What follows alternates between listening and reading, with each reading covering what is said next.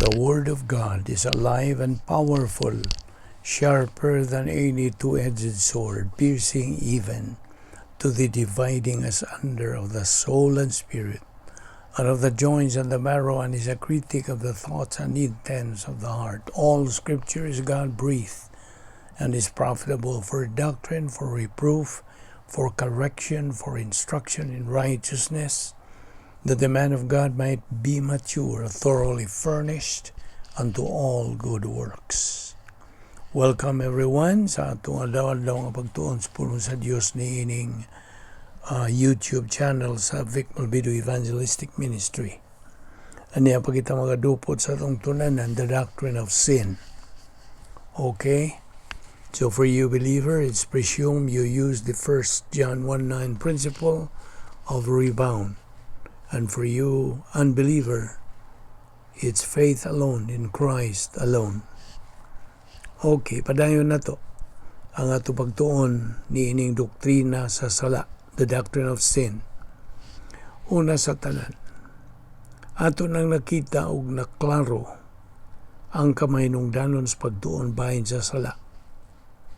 Kaya lang sa usa ka magtutuo, usa kini kapag tulunan nga angay nga masilsil na gyud sa iyang galamhan, sanglit nagapatinaw man kanato kining doktrina ang gigikanan, origin sa sala, ug unsay influensya o epekto niini sa kinabuhi kanatong mga magtutuo, ug unsa ang sangkuan o kinutuban usang putanan ni ining gisgutan tang mga sala.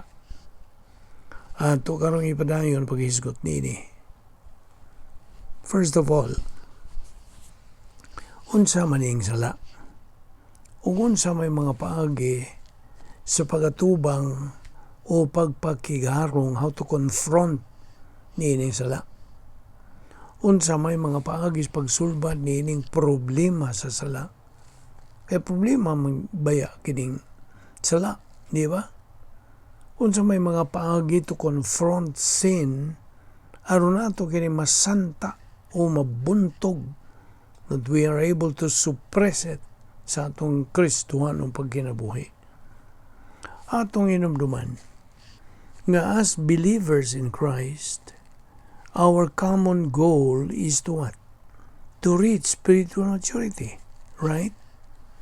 Na unsaon man nato sa pagkabuot niya ng maong tumong o goal nga spiritual maturity nga hasulon o muhasol o ingnon tag mugara man kanato ning mga sala. Busa nagtuon ta niining doktrina bahin sa sala aron makapupo magakaton ta sa mga espiritual ng mga paagi aron sa ingon niya ng paagiha magamit nato kini sa pagkabuot o kadaugan batok ng espirituanong kaawan ta nga ginganlag sala. Mo inungdan nga mainungdanon gayod ang atong pagkasayod sa kahimtang sa usa ka tawo samtang aniya pa siya ning kinabuhian karon. Sa miagit ang paghisgot tuod nining bahina, atong gituki ang tulo ka ingnon ta kategorya o dili kategorya, tulo ka dapit diin ang sala nagalublob, tulo ka dapit diin ang sala anaa built-in na ngari ka nato, tulo ka dapit diin ang sala dili nato mahimong ibuwag gikan sa atong pagkatao.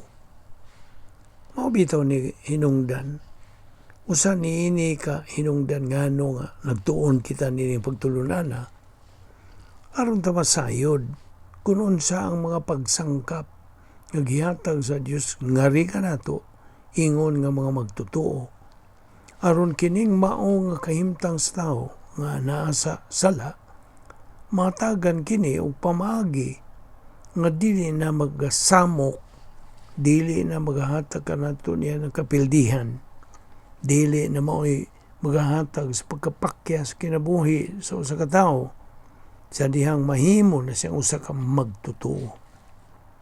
Ato nang gipakita unas tanan do natay gitawag og imputed sin. Ang sala nga gipasangil nganhi kanato. Ikaduha, doon natin gitawag og inherent sin. Sala nga built-in na nga niya kanato. Ug ang ikatulo gitawag ta siya og personal sin. Ang mga sala nga atong ginahimo tungod kay ato kining gitugutan o misugot tas pagbuhat niya ng sala. Okay? Kining imputed sin mo kining gitawag ta og sumana sa atong pagtuon, kining tibuok nga katawhan, the human race was counted guilty when Adam sinned, which resulted in resulta ngadto sa spiritual death. Ato na ning matawag og Adam's original sin. Ang matag sa katao maihimugso din sa kalibutan. Ang original nga sala ni Adan ipasangil o ingnon ta ipahid o iunong ngadto kaniya. Sa matag bata nga himugso din sa kalibutan, ipasangil kaniya ang original nga sala ni Adan. Di na to ingnog ipanunod, ipasangil ngadto niya ng bata. No. Sa di pa ta magbagot-bot og nga mangguduroy pasanginlan man ko nga di man ko sa Adan. Sa di pa ta magbagulbol ana, guniti lang usa ang maong prinsipyo. Okay? Now, tungod kay sa ngadto-ngadto ato ramang makita nga kita kinahanglang pasanginlan sa sala ni Adan aron sa ingon niya na mahimong epektibo ang gihatag sa Dios nga rika nato nga mga pamaagi sa pagpakigharong pagtagbo nining maong kahimtang. Therefore, man is born spiritually dead, and thus he needs the new birth. In Adam, we are counted guilty. Tungod ni Adan, kitang tanan, ang tanang tao sa tibok kalimutan, nahimong guilty, umikan sa mong sala. 1 Corinthians 15:22, Romans 3:23. While in Christ, we are counted not guilty. 1 Corinthians 15:22b, 2 Corinthians 5:21, Ephesians 2:1 and 5-6. So, ingon ini kana. Later on, we're going to mention the same verses kay mao man ning mga bersikulo ha. So we can see here that especially in 1 Corinthians 15:22, in Adam na diha gisulti nga kitang tanan are counted guilty, but diha kang Ginoong Jesucristo ang mao nato nga kahimtang natangtang. Mao na gisulti diha. Okay? O kana mao ang sunod.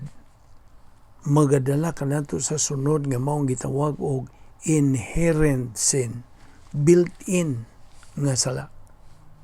And we have already seen nga way labot sa diyang nakasala si Adan, way labot sa maong sala gipasangil kanato, doon na napoy namugna diyan ni Adan yantong higayon nga siya nakasala. Doon na namugna dito kaniya nga atong gitawag og old sin nature. Binisaya kinaiyang makasasala. Way labot nga si Adan migamit sa iyang kabubuton sa pagsupil sa Dios. Miresulta siya ang pagbuhat og sala naan sa diyang siya misupil when he disobeyed God o niya siya nakasala, automatic usab nga nahitabo dito kaniya nga siya nakaangko na kung kinaya makasasala. They call this in our technical language as such when we study the doctrine of the old sin nature. At the time Adam sinned, ito yung gayon nga siya nakasala, misupil man, batok sa Diyos, he acquired that old sin nature. And now, the human race inherits the old sin nature through physical birth. Now, atong tanaw ni later on. Okay. Unya, ato po nang gisumpay sa atong pagtuon bahin sa hypostatic union ni Ginoong Jesucristo. Okay, grabe po nang sumpay ni. So, if you really wish nga makasabot yung kaklaro, iniguman na tugtuon bahin ining doktrina sa sala, ayaw gid mo undang sa pagsunod ng atong ministry. Kaya ato pong hisgutan later kanang bahin sa hypostatic union ni Ginoong Jesucristo. So when Adam sinned, he acquired an old sin nature, and the entire human race inherited that old sin nature through unsa? Through physical birth. Now, minungdanon po pagkayo kining pagpakataong physical. Kining primero natong pagpakatao.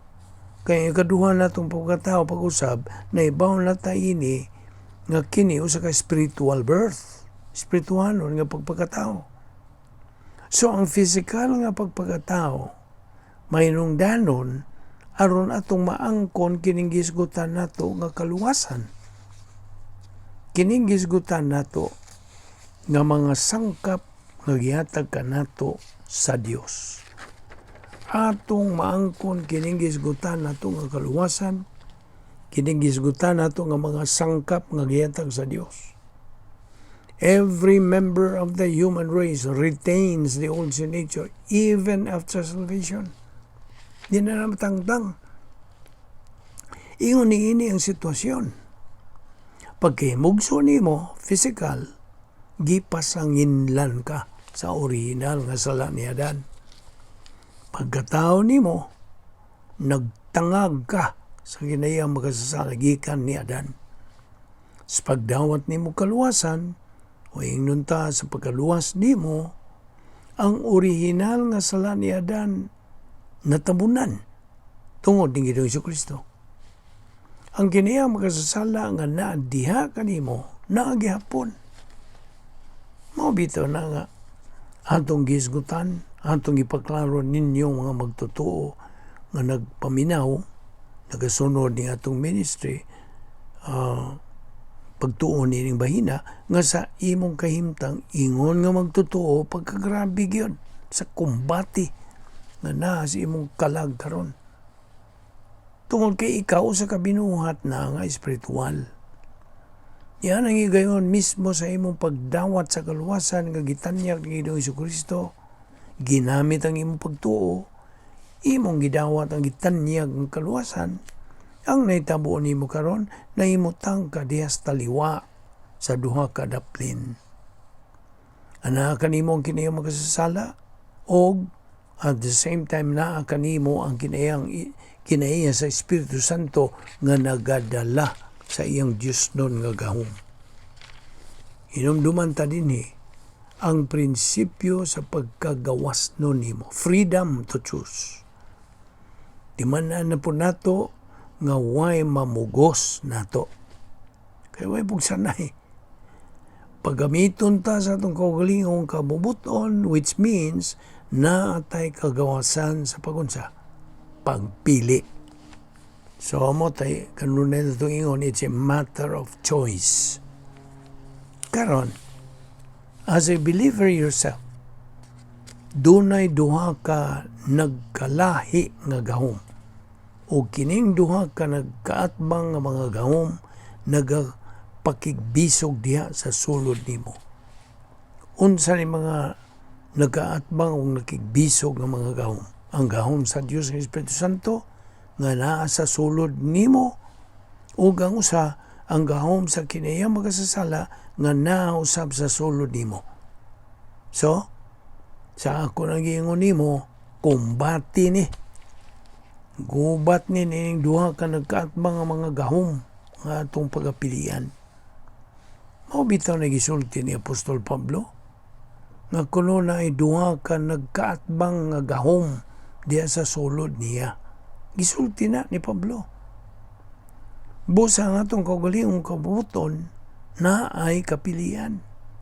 Ang gahom ba sa atong kinayang magkasala nga built-in o ang gahong ba sa Espiritu Santo nga imong naangkon sa diyang na tao kapag usap. Again, it is a matter of choice. Magampo ta. Amahan na mong langit nun, salamat nining grasya nga mong ipahimuslan sa pagtuon sa among pulong. Salamat sa among pagikambitay kanimo ug sa imong mga pulong, imong mga kamatuoran. Dada kami ugma, nining dapita aron kami magapadayon nining among pagtuon bahin sa sala. Salamat ning tanan o Dios sa ngalan ni Ginoong Hesukristo. Amen.